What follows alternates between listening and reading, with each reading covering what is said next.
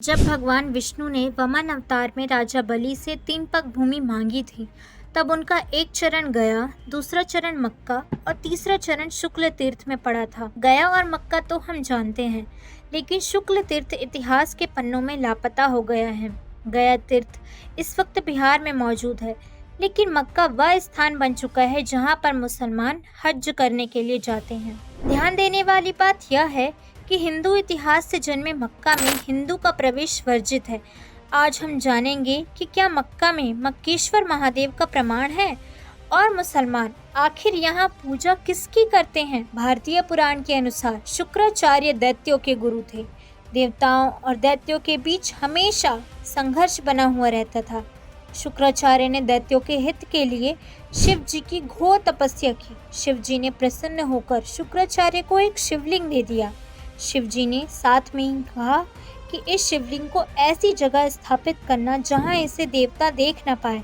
अगर किसी देवता ने इस पर गंगा जल चढ़ा दिया तो उसी वक्त दैत्यों का विनाश हो जाएगा। शुक्राचार्य ने इसे रेगिस्तान में छुपा दिया, जहां दैत्य शिवलिंग की पूजा अर्चना करने लगे। बदलते युग के साथ वह स्थान काबा में बदल गया। ऐसा कहा जाता है मुसलमान अप्रत्यक्ष रूप से आज भी शुक्राचार्य को मानते हैं। शुक्रवार का दिन मुसलमानों के लिए सबसे खास होता है। इस दिन की नमाज भी बाकी दिनों के नमाज से अलग होती है।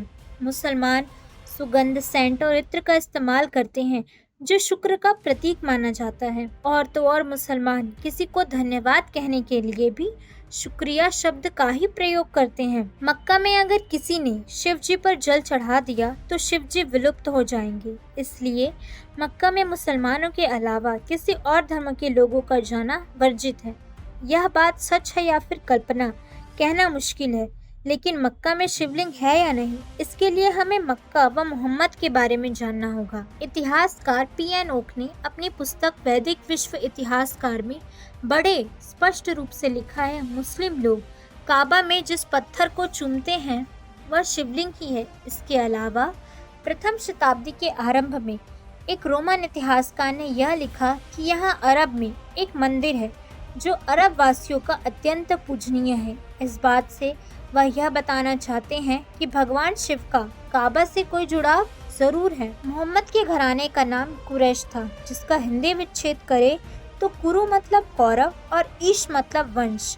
महाभारत के काल में कुरु कौरव के वंशज थे। महाभारत युद्ध के बाद जो बच गए थे वह दूसरे देशों में पलायन कर चुके थे। कौरव घराने के राजपुत्रों को कुरैश कहा जाता था और इसी घराने में मोहम्मद का जन्म हुआ था। मोहम्मद के दादा शिव मंदिर में पुजारी थे। मंदिर के पास ही उनका घर था। इस मंदिर में कुल 365 मूर्तियां थी।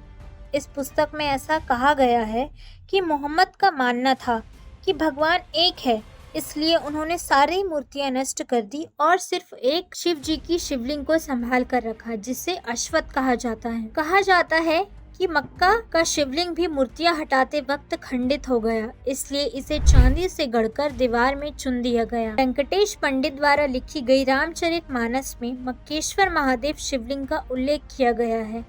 इससे भी स्पष्ट होता है कि मुख्य शिवलिंग कहीं न कहीं उपस्थित है, लेकिन कहाँ है यह किसी को पता नहीं है। इसमें वर्णित कथा के अनुसार लंका के राजा रावण अमर होने के लिए शिव जी की घोर तपस्या कर रहे थे।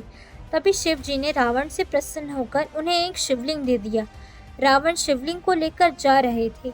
शिवलिंग बहुत भारी था, इसलिए उन्होंने सोचा कि इसे रखकर थोड़ा आराम कर लिया जाए। रावण आराम करने के बाद उन्होंने शिवलिंग को वापस उठाना चाहा, लेकिन वह इसे उठा नहीं पाए। मक्का में शिवलिंग है या नहीं, ये तो स्पष्ट रूप से कहना मुश्किल है, लेकिन इस्लाम के धर्म, चिन्ह और परंपराएं यह बात साबित करती है कि कहीं न कहीं मुसलमान वैदिक संस्कृति से जुड़े हुए हैं।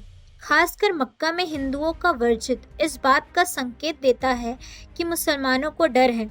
साथ ही साथ शुक्राचार्य की कहानी को भी सिद्ध करता है। शुक्राचार्य जिस सफ़ेद रंग के वस्त्र पहनते थे, इसलिए इस्लाम में भी सफ़ेद रंग के लिबास पहनकर नमाज पढ़ी जाती है। इस्लाम का उदय हिंदू पुराणों से ही हुआ है, जिसके अनेकों प्रमाण मौजूद हैं।